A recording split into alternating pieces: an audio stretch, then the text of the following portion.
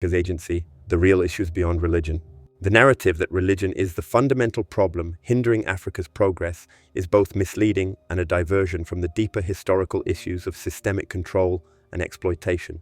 While religion certainly plays a role in shaping cultural and societal frameworks, it is essential to recognize that the continent's challenges stem from historical and ongoing influences, particularly from former colonial powers and neo-colonial forces, often referred to as the white man, who persistently seek to control Africa's resources and dictate its development trajectory.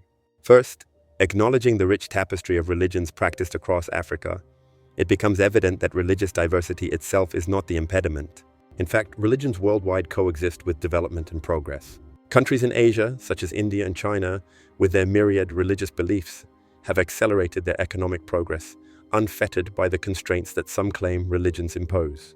Thus, the problem is not religion per se, but rather the manipulation of religious and cultural narratives to sustain power imbalances.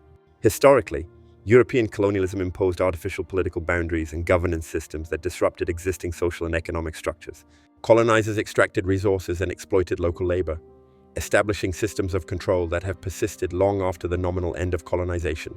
These systems have been perpetuated through economic policies, debt dependency, and political influence, often orchestrated by global powers to maintain a grip on Africa's vast resources. Moreover, the portrayal of Africa as a continent crippled by its own religious and cultural traditions detracts from the broader forces at play. The reality is that many African nations are caught in a web of international economic systems that limit their sovereignty and ability to self-determine.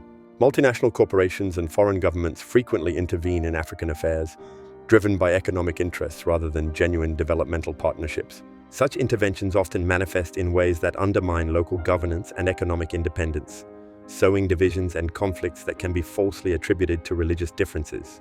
Rebranding the discourse on Africa's development by highlighting religion as a scapegoat only serves to obscure the root causes of the continent's struggles. Instead, the focus should be on empowering African nations to reclaim their agency, build infrastructures that serve their own people, and dismantle the lingering vestiges of colonialism and neo-colonialism. This means advocating for fair trade agreements, equitable economic policies, and political autonomy, free from external manipulation.